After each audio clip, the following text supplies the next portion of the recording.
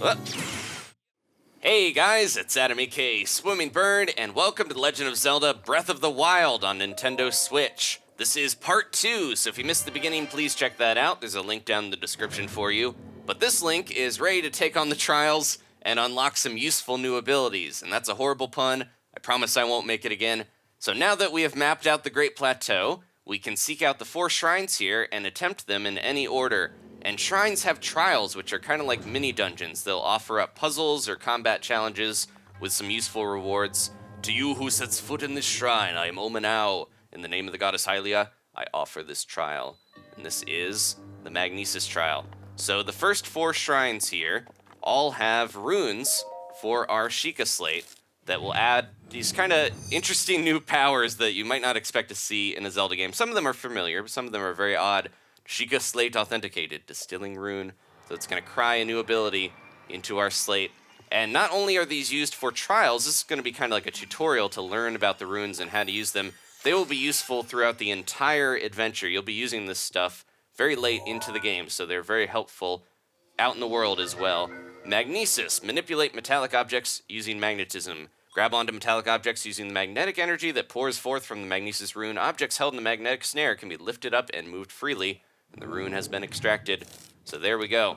Now runes you can activate by pushing L on the left Joy-Con there, and you can also push up to change between them when we've got more of them up on the D-pad. So when you activate it, you'll see this kind of strange scanning method. Anything in dark pink is magnetic, and when you hover over it and you're close enough, it'll turn yellow and you can hit A to activate. And now I can use the right control stick to go up and down. I can move left and right. If you push up and down on the D-pad, you can push it away or bring it closer to you, and you can even use the gyro controls to really fling this stuff around, and you gotta be kind of careful because you can really hurt yourself by flying stuff all over the place. Don't try this at home, or do, because it is very fun. But yeah, the flinging the metallic stuff around is actually really useful because weapons, of course, have durability, and if you want to break open barrels and crates and stuff like that, it helps to have something metallic that is not going to break as easily to use that as, brute force to break it open. So I'm going to use this block here. We could use the one that's already in there and play a little Jenga and pull that out to break our way through. And you'll notice an enemy there that you might have seen before. This is the Guardian Scout, the simplest of this new type of enemy. And I really like these guys. If you're talking classic Zelda enemies, it feels like a cross between a Beamos, a Tektite, and an Armos. They're kind of spider-like. This is the simplest one. It only has 13 HP. It's very similar to a Bokoblin in health. But they all shoot beams, and if you can time it right, then you can get hit. You gotta be a little careful. This is a good one to practice this on. So if you hit A when you're shielding, then you can activate a perfect guard and parry an attack back at them. That's useful for Octoroks as well. But there we go. It takes those scouts out in one hit. So practicing on them is a great way to get good at doing that. And later on, when there are very scary one-hit kill guardians, then maybe you can, as a last-ditch effort, take them out with that beam deflection. So this puzzle, pretty simple here. We can't really get up on anything because we can't climb on some of the stuff in the trials, but we can pick this bridge up and drop it there. And that chest, it's kind of too far to use that as a ramp, so I'm just going to grab it directly because a lot of chests you can grab using Magnesis and bring it right down to us and get a reward. A nice little traveler's bow, so much better than the Bokoblin bows we've been using. But the bonus chests here, they are the real rewards for a lot of these trials. All of them have a reward at the end when you reach these stages, but you want to try to seek out bonus chests. There's at least one in every shrine that I've encountered so far, so definitely seek those out. They have some of the best stuff in the game, including equipment, which will not break the armor, and that is very good to get. Some of them have really unique abilities that will help you out. So this is a little sad. Link is opening up that case there. You have proven to possess the resolve of a true hero. There's an ancient Sheikah here. I am Omanao, the creator of this trial. They've been resting underground for who knows how long. I am a humble monk, blessed with the sight of Goddess Hylia and dedicated to helping those who seek to defeat Ganon. With your arrival, my duty is now fulfilled. It's hard to tell if they're even still alive. It might be their consciousness speaking. In the name of Goddess Hylia, allow me to bestow this gift upon you. So this is what will happen. Please accept the spirit orb. When you reach the end of any of the trials and shrines, you get a spirit orb from one of the monks here. And when you collect 4 of these, you can turn them in for a nice reward. I love... Link has a lot of nice reactions in this first shrine, and then he gets used to it. This is a spirit orb, a symbol of courage given to those who have overcome the challenges of a shrine. May the goddess smile upon you. And then, just as fast as we met him, he's dissolved into some type of light, and there we go. So yeah, the monks, it's a little sad that when you complete the trials, they basically cease to exist, but I kind of feel like they're just there lingering in spirit, and that was like their last thing they had to do, because they're so decrepit looking. They're almost like mummies found up in the mountains or something. So there we go, we got a spirit orb, and we want to collect as many of these as you can. There is definitely a use for them that I'll wait until we get to that point, but it'll be pretty soon, because there are 4 trials on here, and you need 4 orbs to get the reward. Oh, it seems you managed to get your hands on a spirit orb. Well done. Paraglider, please. How did you know? Clairvoyance. Oh, perhaps just something similar. As one gets older, it can become more difficult to see what is right before one's own eyes. However, that which was once hidden from view can often be crystal clear, but perhaps that is not true for everyone. Oh, the appearance of those towers and the awakening of the shrine. You, take my cool lantern. It jingles. It is all connected to that Sheikah slate you carry on your hip there. Paraglider, please. I'm not going to bug him about it yet. What do you mean? It has been quite some time since I have seen that Sheikah slate. Long ago, a highly advanced tribe known as the Sheikah inhabited these lands. The great power of their wisdom saved this kingdom time and time again, but their ancient technology disappeared long ago, or so it is said. It is interesting, however, to think how something like that survived all this time hidden away in a shrine.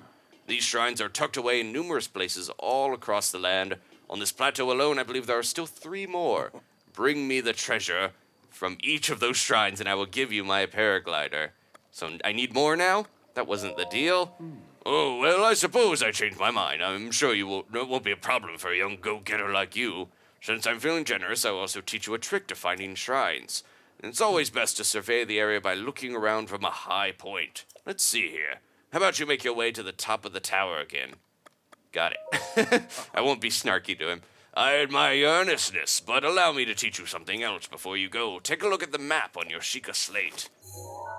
As you can see, a couple of blue points there. See those blue icons? You should recognize the cave where you woke, the shrine you came from, in the tower. You can travel instantly to any of those places with the Sheikah slate. Thanks for the tip. Or so I heard quite some time ago. I do not know if it actually works as such. All right. So yeah, if we pause, we can just teleport up to the tower. I did mark all 4 of the shrines to save a little time. But as soon as you activate a shrine here, it'll turn blue at the bottom, and then you can teleport to that spot right there. But it'll stay orange at the top until you complete it. So you don't have to complete it to teleport to these, which is nice and helpful if you need to come back later. Try traveling to the top of the tower. From there, you should be able to scout the location of another shrine. You sure know a lot, old man. Oh, when you have been around as long as I have, you pick up a thing or two. Go on, why not try it out? So let's use our new magnesis power here, and I can slam these metal crates down. They're a little injured already, so we can, just slam them and break them. But I can also steal some stuff out of the water. Chest doesn't have to be upright to open it, which is lucky. There we go. We got some amber, which is pretty useful for selling. There's a lot of precious ores and things around that we'll find on the way, like the ruby that we got from that bonus chest. Let's see what this one is. We've got some opal. There we go. A little bit more valuable than amber. And you can see down in the bottom right, next to the little meter that shows my sound, the purple meter, underneath that is the weather and time, which is strange, but I was calling the Sheikah slate a bit of a smartphone because it does seem to have the weird ability to keep track of time and weather for you. But you can see time is passing. Once we activate the tower, time will start to pass. So you got to be careful because there are tougher enemies at night, and things will, change. Eventually we'll get weather patterns and things like that, which we can keep track of in the little icons there. That tiny arrow above the sun in the weather part is showing you what the current weather is. It's clear skies right now, but it will change over time. It'll kind of move across as the hours go, and then it will let you know, that your you're close to a new weather pattern. So you gotta be careful. They change every couple hours. If it rains, it can be really annoying to get around. I'm gonna put this down and re-grab it to straighten it out there. But yeah, if it starts to rain, you're not gonna be able to climb very well. So it is helpful to keep track of the weather, know if you're gonna try to attempt to climb a mountain or something and it's raining out. I'm gonna be very gentle here. There we go. And here's a little secret. This water is real murky. If you jump in, you're just gonna drown and pop up where you last were standing. But we've got some fire arrows, incredibly effective against cold things. And now we can switch between arrow types by pushing left on the D-pad. And there we go. And again, if you want to cancel arrows, if you accidentally draw your bow, you can hit X or hit Y to draw your other weapon. And now we have some ice arrows as well, so these are going to be very helpful against different elemental creatures. And there is a little puzzle over here with magnetism as well. If you get near some water, it definitely helps to use magnesis so you can see if there's anything hidden like chests and whatnot. But this is a little kind of puzzle with a rock on a chain, and if I pop it in there, then there we go. We have found another Korok. So yeah, find as many of these as you can. Yaha, you found me. And there's our next Korok seed. Bye-bye. So they'll just kind of hang out. Link seems to be one of the only people that can see them because they are kind of like little Kodama forest spirits. And I've mentioned this before in other videos, but this game is heavily influenced by the Studio Ghibli movies, especially, I think, Nausicaa, Castle in the Sky, and Princess Mononoke. So if you've seen those, you might notice little references and stuff. This ball is, this rock rather, big boulder is made of metal, so we could really do some crazy stuff and fling it around and cause some damage. Just be very careful you don't slam those on yourself.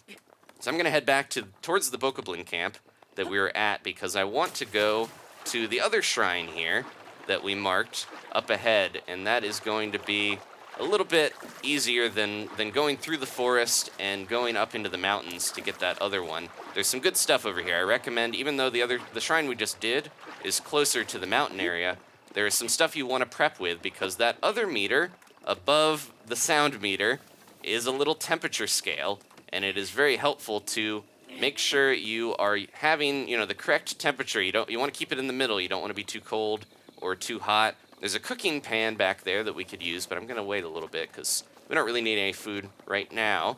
Haven't taken too much damage, but we got to be careful, of course. Only having 3 hearts, it's very easy to get taken out. So I'm going to head over here. I have more arrows now, so I could take on that one Bokoblin camp and probably be a lot more successful. And if you do see, anything metal around, that's also a useful way of fighting enemies. You don't have to just use it for smashing stuff. Here's a Summerwing Butterfly, and this is going to be useful for the mountains I was just talking about.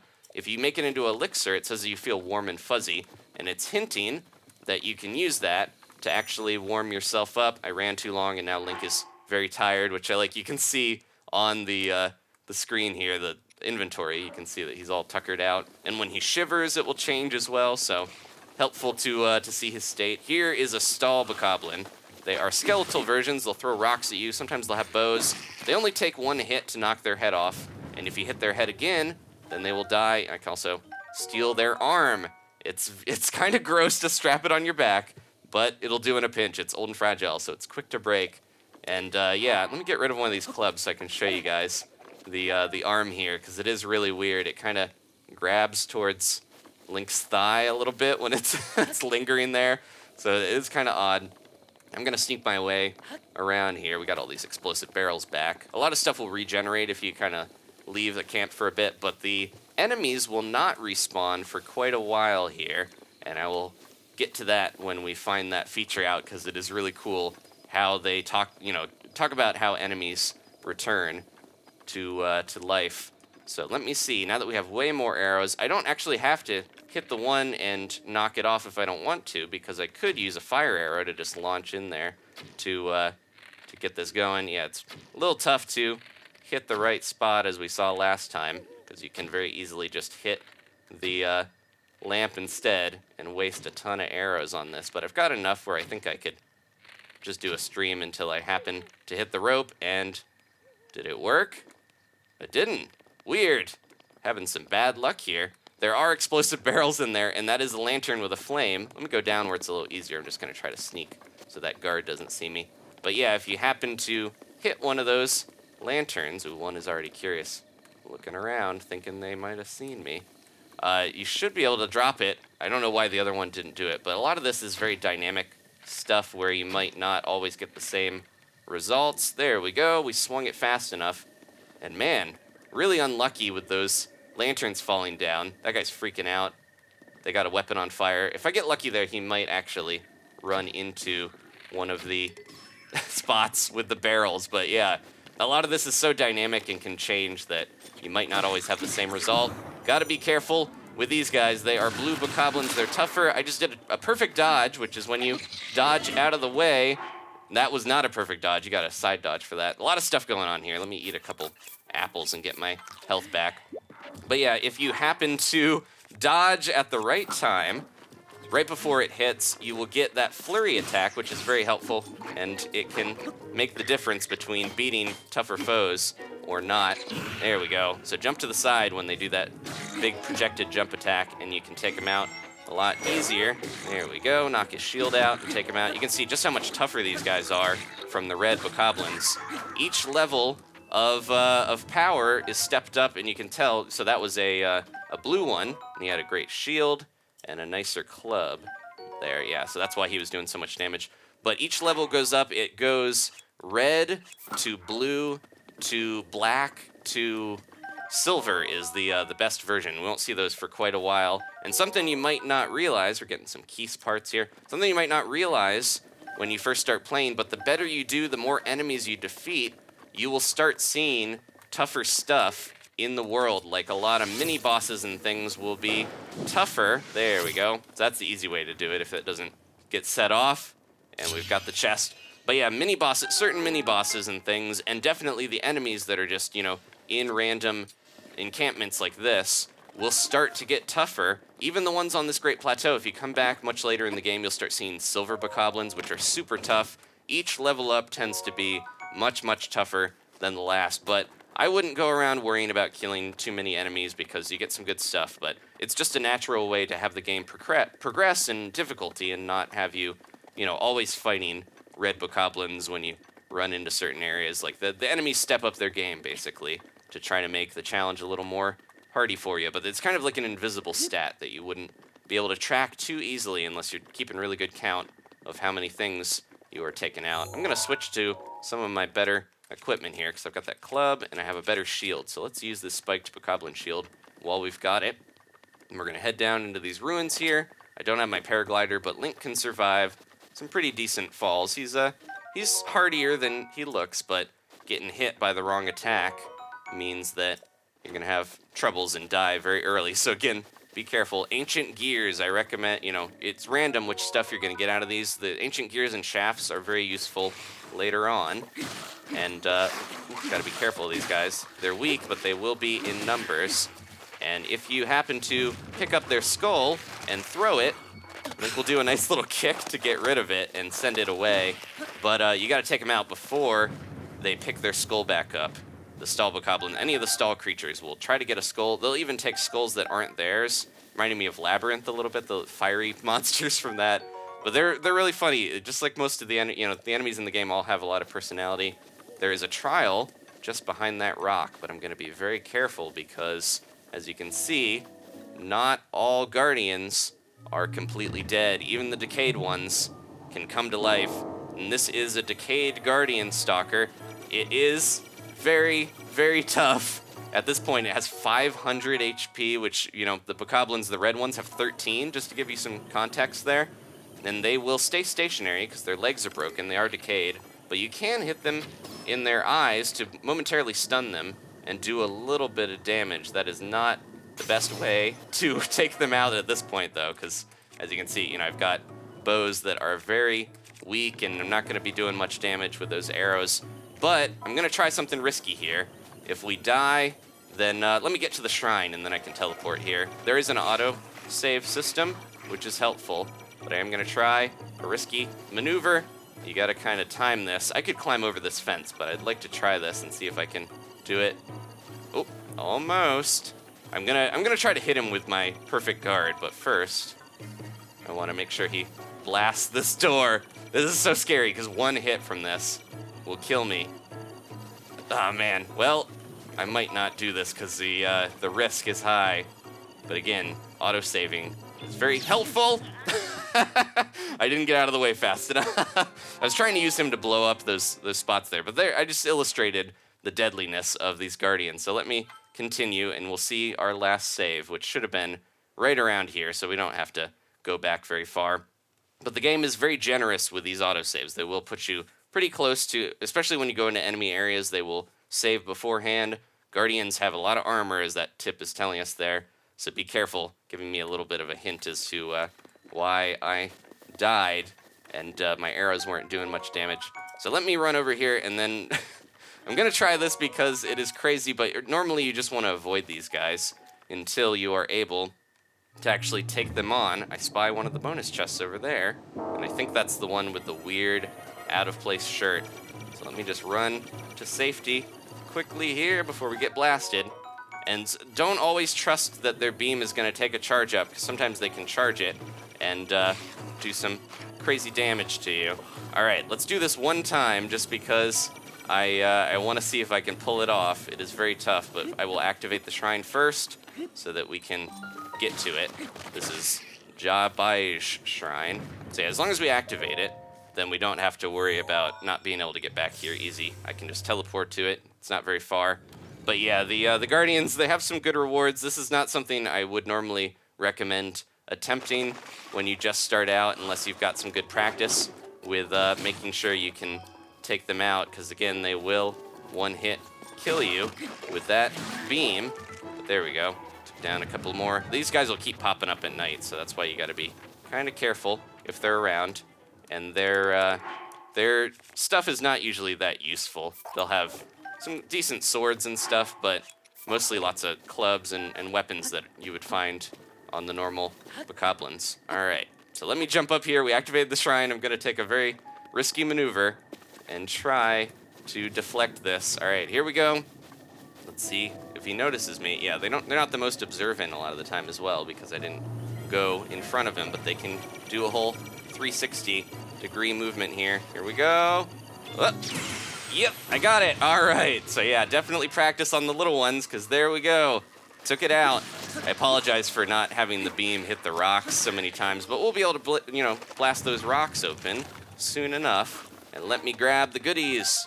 Ancient shafts, ancient springs, and decent stuff, but the decayed ones don't have as good rewards. So again, not something recommended to try. You might just die a lot, and it's not really worth it too much. But now that that's gone, I don't have to deal with it. And there are a couple more around here that we will mess with in a second. I'm gonna open up this chest and see what's in here. It is the Nintendo Switch shirt. Expansion Pass bonus, a shirt with Nintendo Switch logo on it. It's a rare article. If you sell it, can't get it back, so wear it with pride.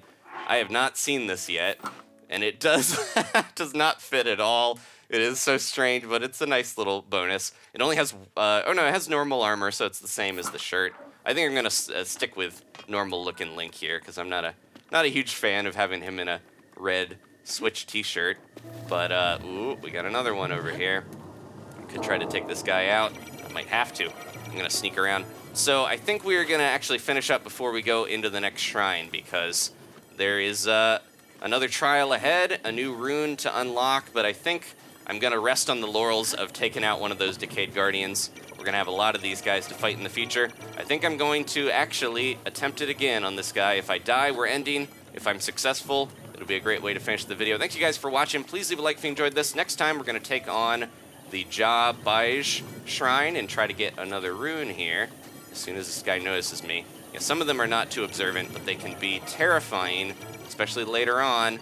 Oh, here we go, and I got it. All right. Thanks for watching again, guys. I'll see you next time for more of The Legend of Zelda Breath of the Wild. Goodbye.